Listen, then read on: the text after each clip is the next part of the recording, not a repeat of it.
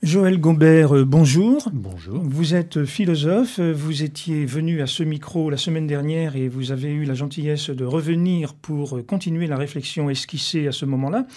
Nous parlons en ce moment de la démocratie, ou plus exactement, au lieu de dire que nous en parlons, nous y réfléchissons. Nous y réfléchissons en prenant du recul, de la distance, et c'est pourquoi un philosophe, à mon avis, était l'invité idéal pour ce type d'émission. Vous êtes vous-même spécialisé en philosophie politique et de nombreuses publications attestent cette spécialisation.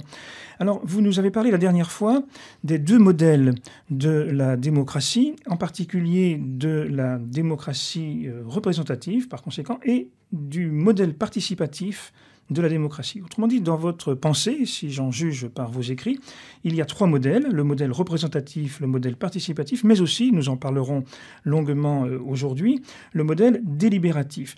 Pourriez-vous effectuer à destination des auditeurs qui n'auraient pas été nécessairement présents lors de la première émission, pourriez-vous nous résumer ce qu'il en est du modèle représentatif et du modèle participatif ? Oui, il s'agit donc de la démocratie, c'est-à-dire d'une forme de gouvernement, mais aussi d'un genre de vie des hommes ensemble, selon lequel un peuple se donne à lui-même ses propres lois, puisqu'on définit la démocratie comme le gouvernement du peuple, par le peuple et pour le peuple. La différence entre représentatif et participatif, c'est que dans le cas de la représentation, le peuple ne se donne pas à lui-même directement ses lois, mais élit des représentants, députés ou sénateurs qui ont à charge d'établir ces lois. Alors que dans la démocratie participative, le peuple se donne à lui-même directement ces lois dans un système dit d'assemblée, de convention, de conseil, de comité, comme cela a été pratiqué dans la Grèce antique, mais aussi notamment dans la France moderne, suite à la Révolution française et aux républiques successives. Alors ce modèle participatif est en crise. Oui, parce que je dirais, pour deux raisons essentiellement. Assez souvent, on constate que les représentants exécutifs, et non plus législatifs, puisqu'il n'y en a plus dans ce modèle participatif, les représentants exécutifs, comme par exemple, disons... Donc le gouvernement. Le gouvernement, exactement, et le président de la République, surtout oui, s'il est lui-même élu par le peuple, il est donc un représentant exécutif ou exécutant du peuple, eh bien, ce gouvernement, voire ce président, peuvent, dans certaines circonstances historiques, imposer leurs vues, voire leurs intérêts, jusqu'à faire la loi eux-mêmes, le gouvernement, par le biais de décrets, d'ordonnances, et le président, par exemple, en étant omniprésent, et en imposant ses propres vues. C'est ce qu'on constate un petit peu partout et ce qui fait parler de la présidentialisation, de la gouvernementalisation des démocraties actuelles. Diriez-vous, dans votre conception, que le président ou le gouvernement, dans ces cas-là, incarne le peuple au lieu de le représenter? Reprendriez-vous à votre compte cette distinction que j'ai cru voir utilisée récemment par un ancien Premier ministre, Lionel Jospin, pour ne pas le nommer? Oui, c'est une bonne distinction, parce que qui dit représentation dit séparation, distinction, abstraction.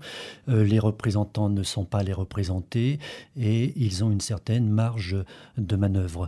Alors que quand le gouvernement et le président s'imposent eux-mêmes sans médiation législative, ou alors quand le Parlement ne joue plus son rôle, eh bien le gouvernement, voire le président, prétend incarner, c'est-à-dire être une partie, voire la totalité du peuple, la manifestation la plus visible symboliquement dans les médias. Par exemple, notamment lorsqu'un président s'impose de façon omniprésente et incarne ce qui peut-être... je repense à notre dernière émission, pourrait sembler relever du populisme. Seriez-vous un représentant d'un retour à la 4e République? C'est peut-être pas une question à poser à un philosophe, parce que nous sommes là dans le champ directement de la politique presque politicienne. Oui, bon, j'entends bien votre question, puisque la 4e République est considérée comme une république représentative, puisque c'était le Parlement qui faisait les gouvernements et qui les défaisait. Et il semblait que nous étions dans un régime de représentation et non pas un régime présidentiel ou un régime de gouvernementalisation. J'ai bien entendu votre critique quand vous avez posé cette question. Le prix à payer de cette parlementarisation de la vie politique, c'est l'instabilité, le changement incessant de gouvernement. Donc, vous analysez le modèle participatif comme étant un modèle en crise, mais j'observe que votre livre a été publié avant les dernières élections présidentielles et par conséquent, ce que vous dites n'est pas nécessairement lié à cette conjoncture plus immédiate où en effet, la plupart des observateurs s'accordent à remarquer avec notre nouveau président un nouveau style de gouvernance. Oui. Donc la crise est probablement plus profonde que cet événement, j'allais dire, conjoncturel. Tout à fait, oui. Là, nous prenions des exemples, comme il le faut toujours, notamment dans l'actualité politique, mais ces questions que nous nous posons ensemble avec les auditeurs, et notamment de la crise de la démocratie représentative, ne vient pas de sortir cette question. Cette question, bon, elle accompagne la vie démocratique elle-même, mais d'une certaine façon, Tocqueville, un penseur français du XIXe siècle, avait déjà posé en référence à son observation de la démocratie en Amérique, c'est le titre de son ouvrage, mais aussi en référence à son observation de la démocratie ou de la République en France, il avait déjà mis le doigt sur les dérives de la démocratie représentative, qui peut être l'élitisme, et puis les dérives aussi de la démocratie participative, puisque nous nous demandions à la fin de l'émission précédente si le peuple est vraiment à même, s'il dispose d'assez de lumière et d'un sens des responsabilités suffisant pour se donner directement sa propre loi. Alors, j'imagine que puisque vous avez présenté, avant de les critiquer, les modèles représentatifs et les modèles participatifs, vous avez tout de même une solution à nous proposer. Et cette solution, si j'en crois vos publications, réside dans une refondation républicaine de la démocratie, comme vous le dites. Et vous parlez également de modèle délibératif, donc pour rester dans la lignée des adjectifs choisis. Après le modèle représentatif, après le modèle participatif, il y aurait donc le modèle délibératif. Qu'est-ce que le modèle délibératif? Qu'est-ce que le modèle républicain, peut-être, dans votre esprit? C'est la même chose. Oui, alors, bon, personnellement, je n'ai rien inventé. Je reçois, comme beaucoup d'entre nous, ce modèle de la démocratie délibérative de nos collègues allemands, deux penseurs actuels, Apple. Qu'est-ce que ça veut dire délibératif? Habermas. Parce que quand on dit délibératif, ça veut dire on cause. Voilà. Mais en fait, délibérer, ça veut dire quoi? Ça veut dire... Alors, délibérer, c'est bien entendu parler ensemble sur des thèmes précis que l'on choisit. Puisque nous sommes en politique ici, il s'agit bien sûr de la vie commune et des meilleures décisions à prendre pour qu'elles soient libres, égales et fraternelles, avec ce souci, dans la délibération, d'argumentation. Il ne s'agit plus de parler pour s'exprimer, comme on dit souvent en assemblée générale participative. Il ne s'agit plus de présupposer que les volontés des uns et des autres sont déjà formées avant la discussion. Ici, l'idée est que c'est par la médiation d'une discussion argumentée, contradictoire au sens où plusieurs positions s'affrontent en prenant le temps et les moyens, en définissant les notions employées, en argumentant pour ou contre, et en finissant bien quand même par se prononcer et par voter. Et donc du coup, ici, l'essentiel n'est plus l'expression d'une volonté individuelle ou collective supposée déjà là, l'essentiel c'est la formation par la médiation de la discussion, d'une volonté qui relève du coup d'une raison publique, concertative. Alors c'est un modèle magnifiquement décrit que celui-là.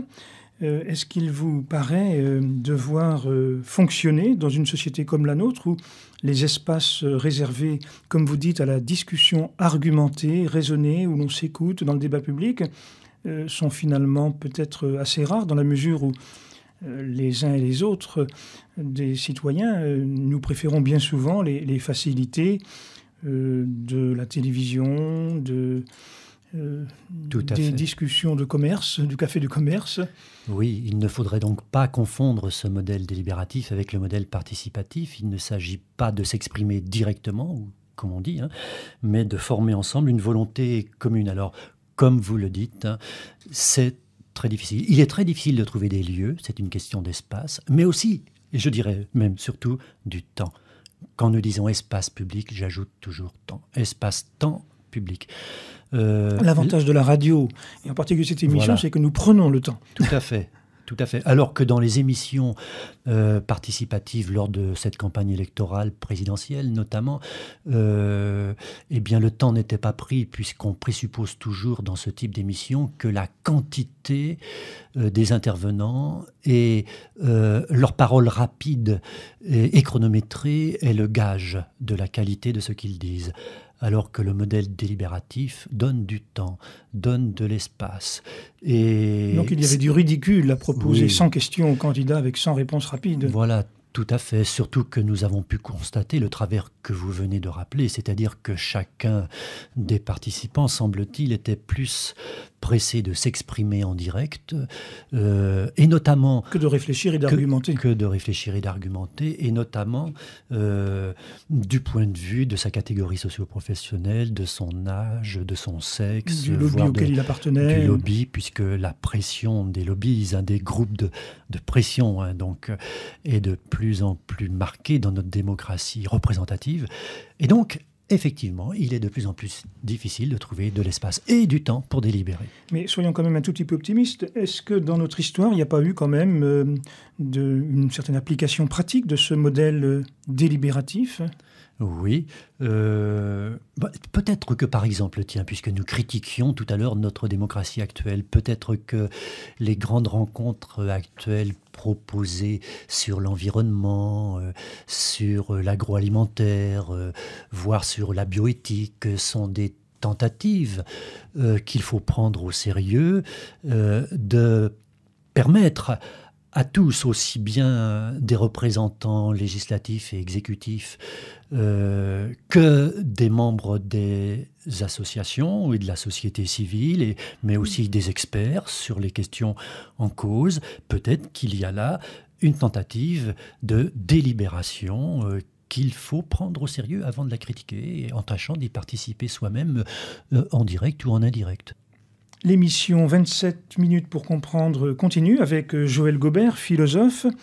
Nous examinons la question de la représentation en politique et en particulier nous l'examinons sous cette triple forme, son modèle représentatif, son modèle participatif et son modèle délibératif. Joël Gobert, vous nous disiez juste avant la pause que le modèle délibératif supposait du temps, supposait aussi la construction d'un espace public de débat. En même temps, je me souviens vous avoir demandé tout à l'heure, mais vous n'avez pas le temps d'y répondre, si ce modèle délibératif vous paraissait coïncider avec le modèle républicain. Feriez-vous une différence entre démocratie et république ?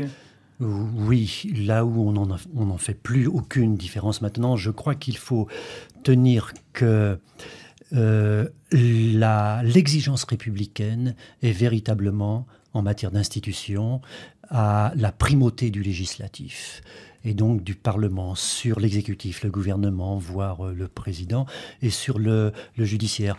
Alors que, dans les faits, trop souvent, la démocratie se laisse aller elle-même à, je dirais, des dérives qui accordent la primauté, par exemple, au pouvoir des juges, comme on dit, puisque pour appliquer une loi générale, il faut tenir compte des cas particuliers pour être équitable. Et donc, là, il y a une inflexion de la démocratie vers la primauté du judiciaire qui me semble défaire le peuple de sa souveraineté.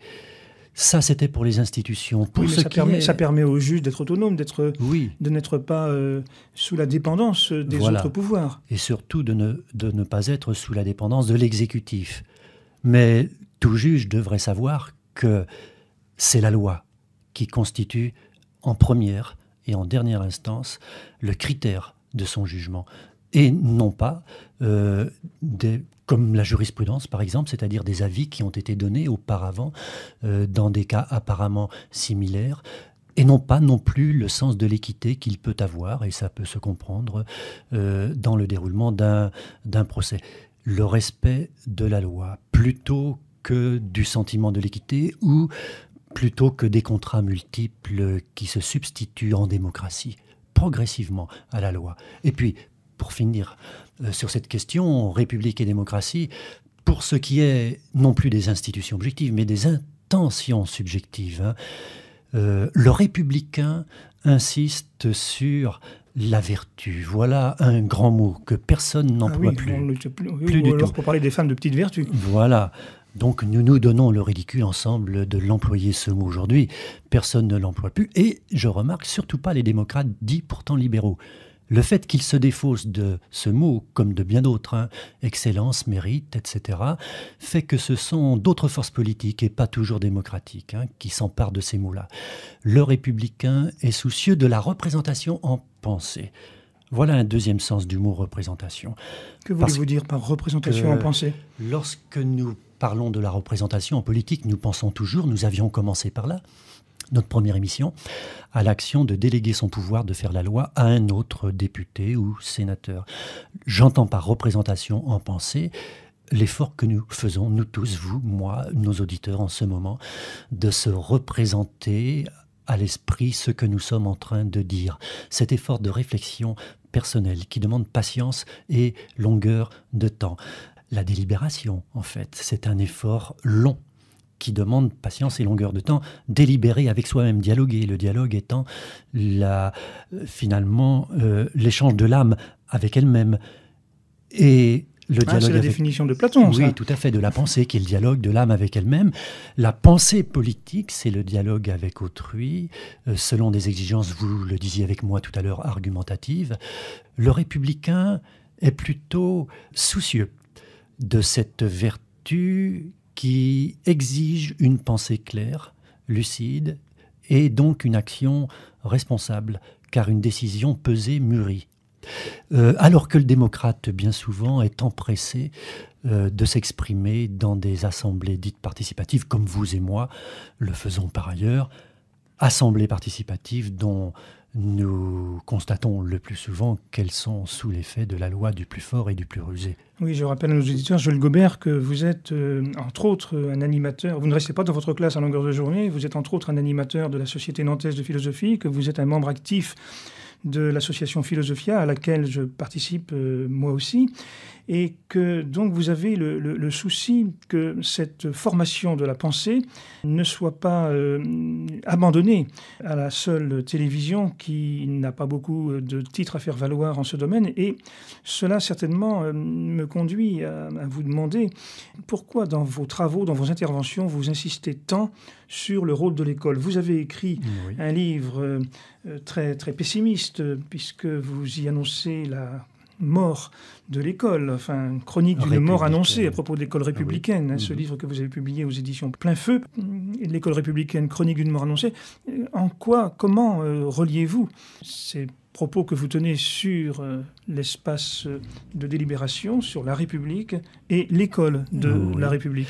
Parce que l'école est une institution, c'est-à-dire un temps, justement, et un lieu où l'on fait ce qu'on ne peut pas faire par ailleurs, et notamment apprendre à réfléchir, à exercer son jugement de façon critique par le biais de la transmission des connaissances et du dialogue en situation d'enseignement. Et il me semble que l'école est un des piliers de la République et que la démocratie, pour revenir à la distinction entre démocratie et République, notre démocratie est peu soucieuse du sens public, politique au grand sens du terme, de cette école qu'il faut de toute urgence sauver de la destitution en cours. Oui, alors je pense d'ailleurs, en vous écoutant, que peut-être que dans une autre émission, nous pourrions reprendre ce thème si essentiel de la place de l'école dans notre société. Mais si vous voulez bien, restons-en encore un instant, dans les quelques minutes qui nous restent, sur ce modèle délibératif, ce modèle républicain, pour que vous nous fassiez encore un peu bénéficier de vos lumières. Qu'auriez-vous encore à ajouter sur cette crise et sur cette sortie de crise, puisque nous n'allons pas en rester à un constat désabusé. Oui, je n'ai pas de solution toute faite, comme personne, je pense. En tout cas, je n'en ai pas la prétention. Mais il me semble qu'il faut faire la synthèse entre les modèles représentatifs, participatifs et délibératifs. En ce sens qu'il ne s'agit pas de jeter la représentation par-dessus bord, puisque, je l'ai dit, les conditions de l'existence politique moderne des hommes nécessitent une représentation législative, nécessitent une participation du peuple à la discussion et à la décision. Et pour cela, il y faut des temps et des espaces de délibération. Donc j'irai vers une synthèse de ces trois modèles, surtout si l'on ajoute que la discussion de tous, et là ça nous ramène à notre question précédente, doit être médiatisée par l'instruction de chacun. Parce qu'on fait souvent dire au principe délibératif aujourd'hui que la discussion est le fondement de tout et qu'il est nécessaire et surtout suffisant de discuter pour être éclairé et prendre les bonnes décisions. Oui, mais alors toujours discuter au sens de j'échange mes impulsions, voilà. mes impressions, mes émotions. Tout à fait. Il faut donc que la discussion de tous soit médiatisée par l'instruction de chacun. Que chacun tâche d'y mettre le meilleur de lui-même. Et cela nécessite l'école qui, justement, tâche de former chacun à cette exigence vis-à-vis de soi et vis-à-vis d'autrui. Donc, il me semble que la discussion de tous doit être, je dirais même, j'irai jusque-là, fondée sur l'instruction de chacun, ou en tout cas le désir de chacun de s'instruire pour penser de façon plus lucide et agir de façon plus responsable. Quels sont vos grands auteurs de référence ? J'ai dit dans la toute première émission que vous utilisiez beaucoup les travaux de Cassirer. Est-ce que vous avez d'autres sources d'inspiration ?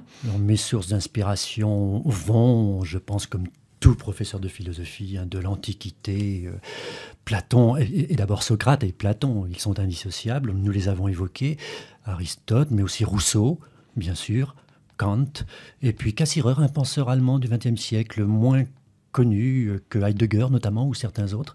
Alors, puisque vous en êtes l'un des traducteurs et des commentateurs éminents, pourriez-vous renseigner un tout petit peu nos auditeurs sur cet auteur Oui, cet auteur, donc, qui a vécu de 1874 à 1945, a écrit une œuvre de philosophie assez considérable.